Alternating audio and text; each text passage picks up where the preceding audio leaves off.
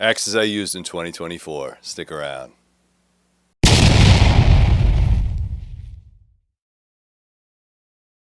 Hey guys, welcome back to the channel. Welcome back to Three River Blades. So we're continuing on with our series. I hope you're enjoying it. If you are, put some comments down below. Give me the like and subscribe. I got about 90% of you guys that are liking what I'm doing, but you're not subscribed. So if you want those up-to-date, immediate notifications, you got to hit the bell icon with the little parentheses around it. It really helps the algorithms, and it pushes people towards the channel, which is what we're ultimately trying to do. So in 2024, a lot of the axes that you see here I have used in the field.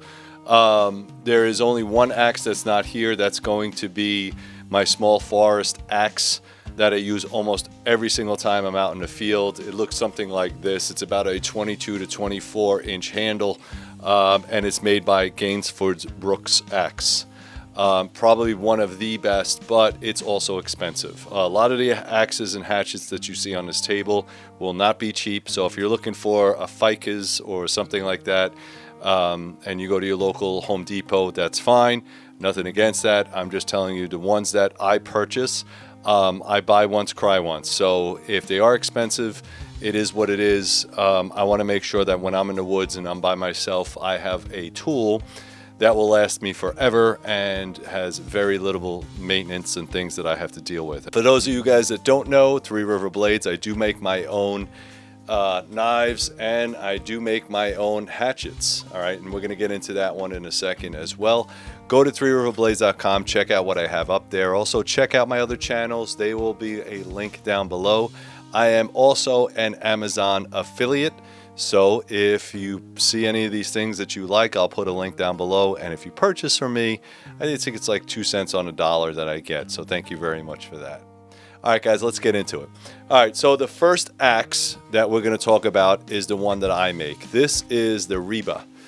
All right, rescue emergency breaching axe. All right, more like a hatchet than anything else. This is made from L6, which is jackhammer bit type steel. It is over 1/4 inch thick. It does come with a micarta handle. It has a spike at the end where you can use for wedging inside door frames, or if you wanted to use it as an anchor point, you can. The cutouts near the head makes it very easy to choke up on it. It also has a spike at the end, so if you need to actually break down doors, you can. And I made the top of the head round, so if I need to use some leverage, I can get some leverage on there. The cutting edge itself is over 4 inches, and you can process wood with that. I've also done that. Any of the axes that you see here, I did do a test on. You can go to threeriversurvival.com and you can check it out, because that's where I do most of my testing, and you don't want to miss out. This one is available on the website right now. If you want it, it does come with a kydex sheath. They are available. They do come either in this subdue satin, or I could gun blue it for you if you like. All right, so that's the Reeba right there. I don't see why you would need any other one, so go ahead and take a look at that. Now, the blades that I'm going to talk about, I have no affiliation with whatsoever other than just purchasing them. Ideally, I do like Council Tools. I have been a big fan of Council Tools for quite some time. I'm not necessarily sure of the name, but I will get a link down below for you guys. All right, I think that is a Hudson design. I don't know, you guys can correct me, but it is made in the USA. What I like about this axe right here is that it is at least 22 to 24 inches, typically called a boy's axe, but it is a lightweight pack axe. It also has a pole on the end, which allows you to use it for banging in stakes, etc. And it comes out of the box very, very sharp. Okay, this is a US made product. They are very affordable, and if you're looking for something that's very affordable, made in the USA, you can't go wrong with Council Tool. Definitely recommend it. As far as hatchets go, this is a Condor hatchet, and I think they still make this one. Again, the biggest problem I have with Condor is their grinds. As you can see there, I actually had to reprofile the grind as well. I think that they made the edge a little bit too blunt and a little bit too soft, which can also be a problem. I did build a sniper hide with one of these. I kind of dug out the area and I did hit a couple of rocks, so I did ding it. But as far as affordability, you really can't go wrong with this. This is super cheap. They are made by Condor, which is an El Salvador product, but it's stout. For something that's mostly in hard, heavy wood, and it's comfortable, and this is something that you could put in your pack, small handle, and it gives me a nice amount of weight in order to make those chops. And again, more like a camping type of thing.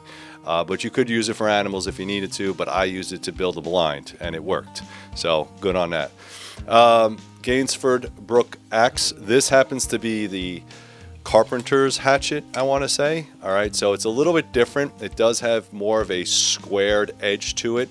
Not necessarily made for chopping down trees, but if you wanted to do a little bit more of building shelters and be a little bit more accurate, that's what this hatchet is for. It's more of a purpose-built hatchet. Again, I recommend the small forest axe or the hunter's axe. They actually do make one with a hunter's axe. The only difference is the pole on it is a little bit more rounded, but it's basically the same thing. 22-inch handle, the whole thing, really, really nice. This fits very, very neatly and straight inside of your pack or your pack strap, so I really like it, and it's not that heavy. All right, so really like that one. This one is a Hultafors, and again, you'll notice that a lot of foreign axes or Swedish axes are probably the go-to. This one, again, is a small hatchet, and for its size, it's decent. What I didn't like about it was its size. And what I mean by that is that there's absolutely no weight on this whatsoever. It would be good for some type of game, but what I'm doing is when I'm in the forest, I'm either clearing trails, building hide sites, or processing wood for fire. Now, processing wood for fire probably wouldn't be too bad with something this small, but because it's so small, it doesn't offer any type of heavy weight on here, and I wound up burning out my arm constantly trying to get enough force to get some chips. Whereas Condor is half the price and it's heavier. All right, so it just does a lot more work than this does. Or Council Tool, yes, it is bigger, but because of the heavy weight, it allows me to do more camp chores across a larger spectrum, where this right here, it just was too light. Now, what's good about this is I have 2 young boys, so they'll probably wind up inheriting this. It's a fantastic company. They make bigger axes, but something this small is not, for an adult size, is just almost kind of useless. You would want something bigger.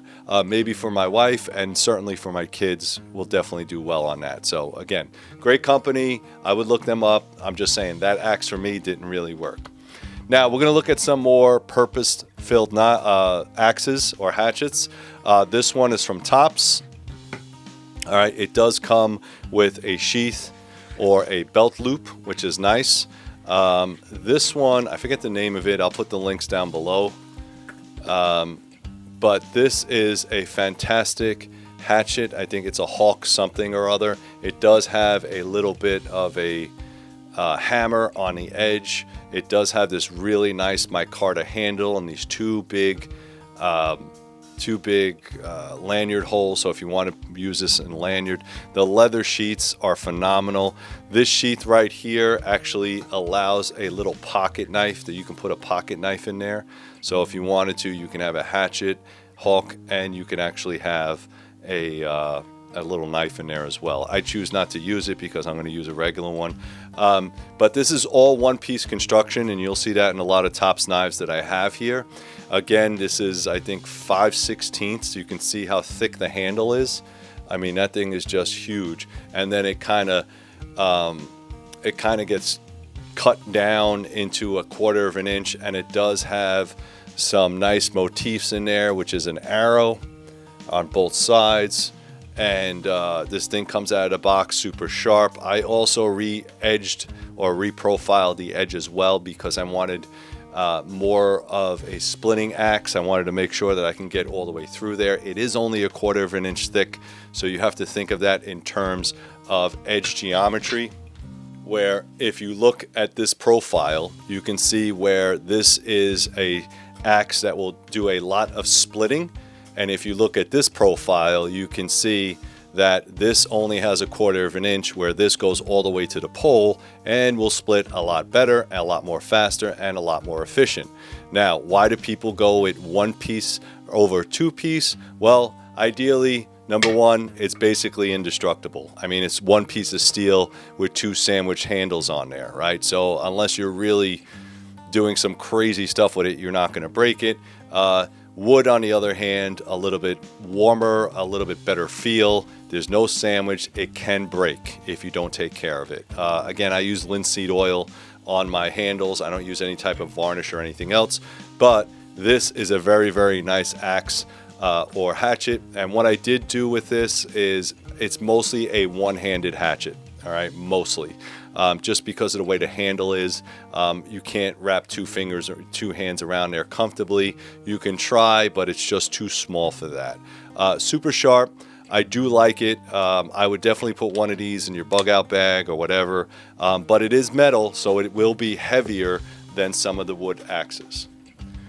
The next one is the high impact, and again, very, very similar. I would definitely go ahead and check out my review on this. I took this out into the forest and I cleared some trails with it. It does have this nice traction coating on there, micarta, and again, you can see how thick the handle is. Now, what they did again, tops being tops, is they went from like a 5/16, so almost 3/4 of an inch, down to 1/4 of an inch stock. You can see that right there, and it has a really, really large sweeping belly, which is really nice. It does have a little bit on a hammer on the back, but I wouldn't really use that as a hammer. Again, you can choke up on it. The handle is super heavy, obviously, because it's all one steel construction. This is the end of the world type hatchet or axe, if you will, but you're going to pay for it because of the weight. It's super, super heavy. Now, the handle itself, you can get 2 hands on it, which is nice. This curve right here feels a little bit different than what you would typically feel on a wooden hatchet, so it is a little different, but you can use it with 1 hand or 2. I recommend 2 because of the weight. This thing is great, but to carry it around, probably not, all right? But in your vehicle, zombie apocalypse, you know, put it on the 4-wheeler, you're not going to break this thing. It's just huge, and it's a big piece of steel. The frog or the sheath it comes with is really, really nice. You do have to be careful. Try not to cut your sheath. The leather sheath is fantastic, but you can easily cut it, which I did.